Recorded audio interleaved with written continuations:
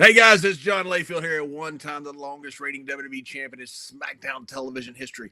One half the APA, 100% wrestling god. And they're wrestling legends. There's Hall of Famers. There's world champions. There's even icons. But there's one and only one. Wrestling God. Proud to be on Tide 100.9 with Steven and Heath. Having a lot of fun with these guys. Talking about what is important in life. And that is Texas beating Oklahoma. You see, when Oklahoma plays Oklahoma State, I hope they both lose.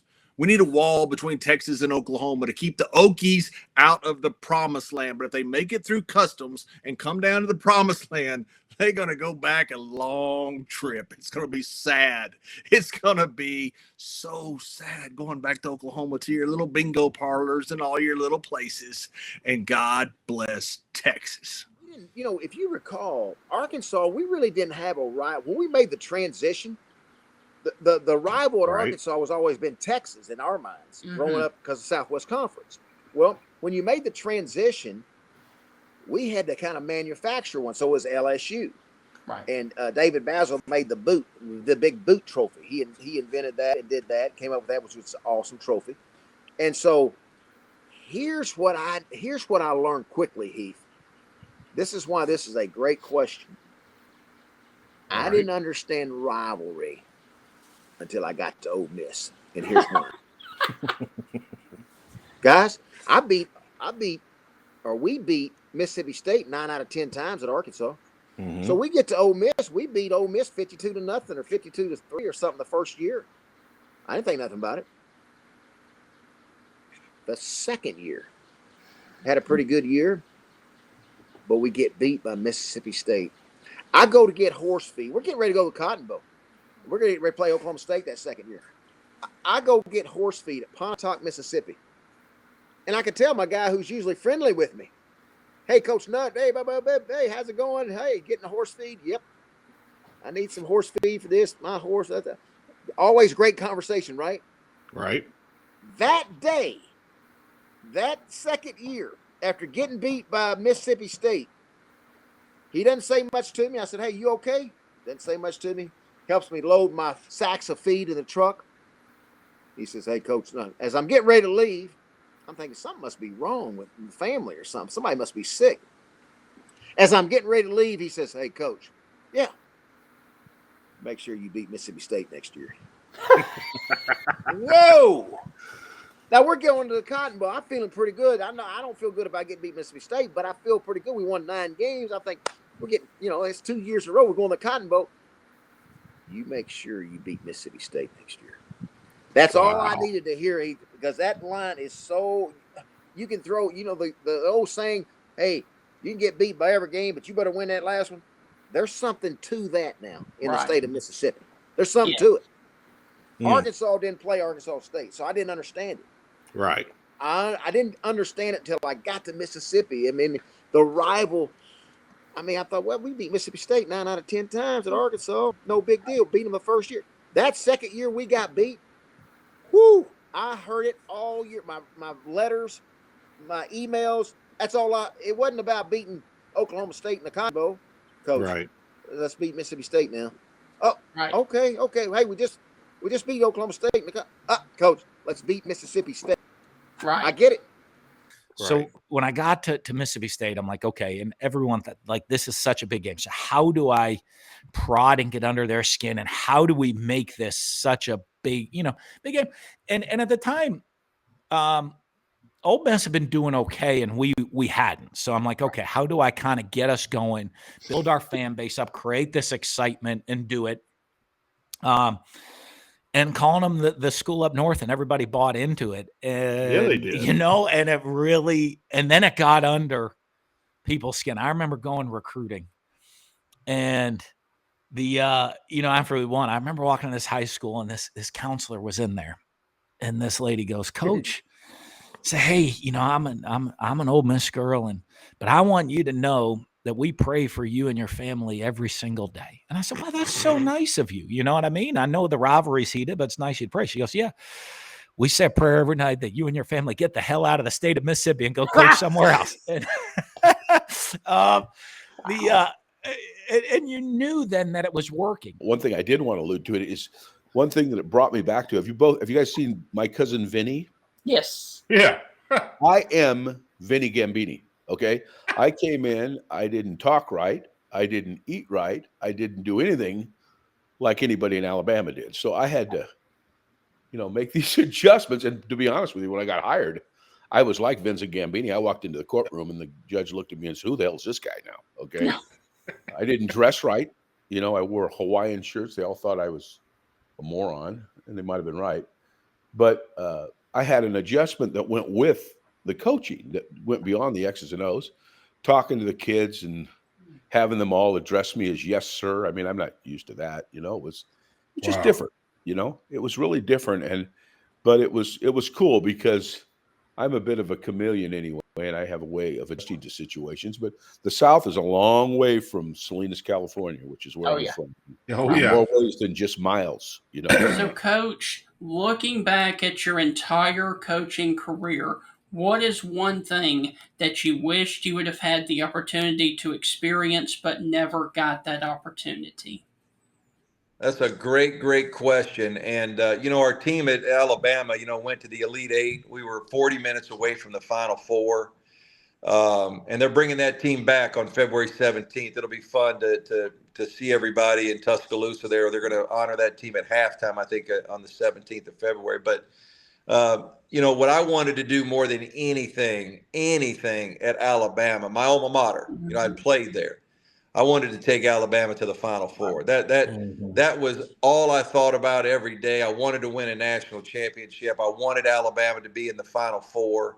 And I can remember the year we went to the Elite Eight. You wake up that morning and we got Connecticut, who, by the way, was really, really good. They had smoked everybody in the tournament that year and won the national championship. But I just remember saying, man, we're 40 minutes away. Right. We're 40 minutes away from Alabama basketball being in the Final Four. I'd grown up going to Final Fours. My dad was a high school and small college basketball coach, and I loved the Final Four. And, we were just knocking on the door, but we didn't get there. And so, throughout my whole coaching career, that's one of those things that I never got done that I wanted to, and I really wanted to do it at Alabama because that was my alma mater. Wow.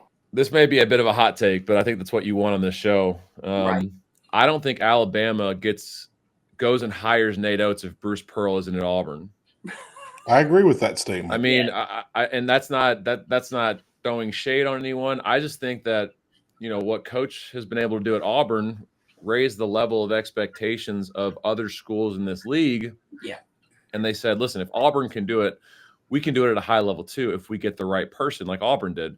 Well, Alabama got the right person. Nate Oates is, one of the best coaches in the game right now. And his stats and his, accolades back that up. He's done an unbelievable job. And the rivalry has only gotten more intense. It's only gotten better. And, for the first time since we were at Tennessee, College Game Day has got a 1 versus 2 matchup. It's the first time, I think, in SEC basketball history that there's been a 1 versus 2 game. I could be wrong on that. Wow. But I'm pretty sure like those are just some of the things. And it's 2 teams in the state of Alabama. Yeah. Historically football schools. It's the first Iron Bowl of any sport where there's a 1 versus 2 matchup. So the rivalry obviously is well and alive. And, obviously while both fan bases are going to want to tear each other apart, I think you got to appreciate how far both programs have come and where it's at right now. We were at the Oregon Auburn National Championship game in Phoenix. Okay. Newton year. And me, Bruce Feldman, and a couple other guys went out to dinner with Leach and Noel Mazzoni and a couple other guys. And we ended up in a bar and stay too long. And Mike's drinking like $40 scotches. And I pay for it. I don't pay for it. ESPN pays for it. And Mickey Mouse pays for it. The next morning, I get a call from ESPN's legal counsel saying that I've been named as a witness in Mike Leach's lawsuit against ESPN. And I saw him in the Starbucks a little while later. I said, Mike, you could have at least told me you put me in your lawsuit. He goes, well, if I had, you wouldn't have paid for the bar tab. Wow. That's the kind of guy he was. Oh, that's great. Yeah. That's how did you reply? I just looked at him and laughed. He was you couldn't get angry with the guy. Right. No, you can't. That's a great story, Mark.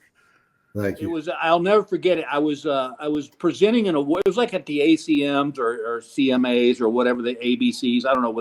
I don't know why they have to have just have the country music awards. We need one show. Right. But I was presenting an award and I was backstage, and one of the stagehands came up to me and said, "Hey man, George Strait wants to meet you." And I went, "Shut up." He goes, "No, he's right around the curtain." He goes, "He's coming this way." And I'm like, "Whatever, dude." George walks around the curtain, and there he is in his starched jeans and his shirt and his hat. And he goes, Right. "Hey, Bill, I just want to tell you, I think you're really funny, man, and I hope maybe we can work together one day." Wow. I was so fanboy that all I could think was, "Oh my God, you're George Strait." And then I did the dumbest thing in the world. I said, "Are you going to be in Amarillo by morning?" Wow. I'm sure George walked away going, "Moron." Oh, that's great. That's Yeah, great. that was the one that I really kind of went, "Oh man, you really blew that one." And, I don't know if I've said this publicly or not. I was starting to get focused on this coach. And it's why it's so important to have people around you I tell our executive team all the time, don't tell me what I want to hear. Tell me what I need to know. Yes. Okay. Because people are afraid to say that to leaders at times. And so Regina, so the search committee was John Cohen, who's now the AD at Auburn, me, and then Scott Strickland, who's now the AD at Florida. It was Right. the three of us, and then a guy named Mike Nemeth, who's retired there. He was helping us too. And we were starting to get focused on this other coach, and we had come back from Dallas. And what I did back then is I brought Regina in at the end to meet the spouse, because happy wife, happy life, right? And so I bring her in at the end to meet this other coach's spouse. And Regina said to me, she said, "You're not comfortable. I can tell you're not comfortable with this person." And she said to me, "What about Tim Tebow's coach?" And I said, "Well, Urban came out and talked," and I said, they're out if it's leaks." And she looked at me and she said, "Do you think Urban may have done that on purpose?" And the four of us who were going through this hadn't even crossed our mind. And she said, "I bet you Urban did it on purpose. If it wasn't for Regina Byrne, Dan Mullen would never have become the football coach at Mississippi State." Wow. God's honest truth. And so she talked me into talking to him. Again, we'd already talked to him on the phone because we didn't have Zoom back then. And so we met him that night in Atlanta at 9:30 at night and fell in love with him. And we hired him that night. And obviously Dan's, the best coach Mississippi State's probably ever had, right? Yeah, you get more inside knowledge to this. Do you think Urban did leak that on purpose? If you had to guess, I don't know. Urban, I don't know Urban that well. I know him a little bit, and I'm guessing he just was talking about. I think there were open jobs at the time, and I think he was asked about Dan and Charlie Strong. Charlie was his defensive coordinator, and I think Dan talked about it. Right. So you said yes, right? Yes. No, I didn't. I did not say yes. A definite maybe.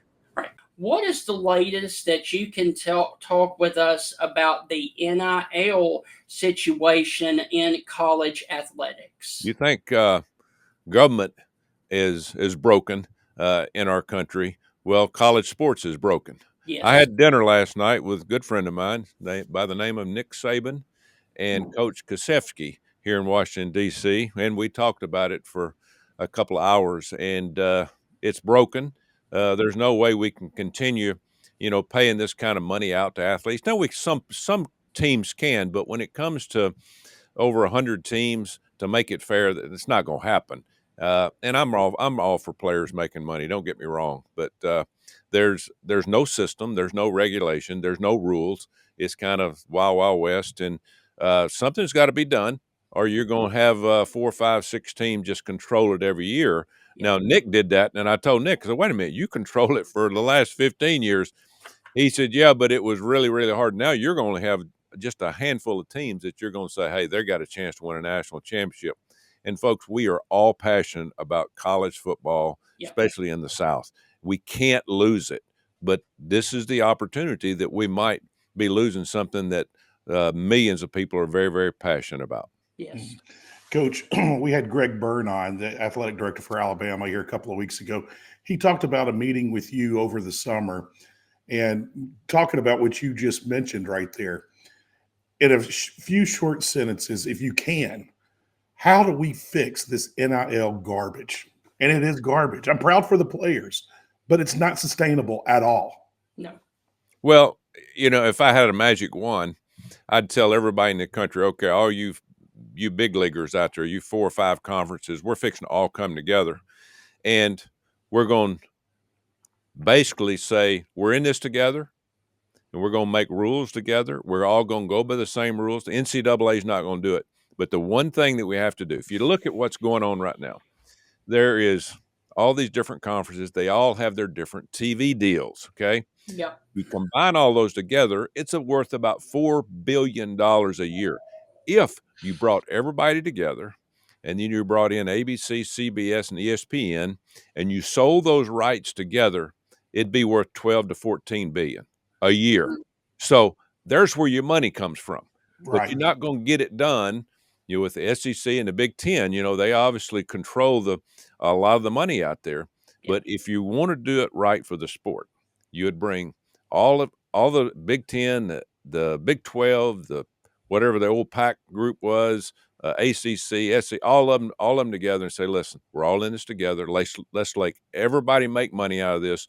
We'll all make more money, including Big Ten and SEC, and sell our rights, because it's the number 2 watch thing behind the NFL. Theirs is just multi-billions more. Yes. I tell you who else is more, but they have less viewership, is the NBA. They have a huge contract. I mean, and college football is so much more viewed than the NBA. It's just astounding. Go sell your rights and do it the right way. Right.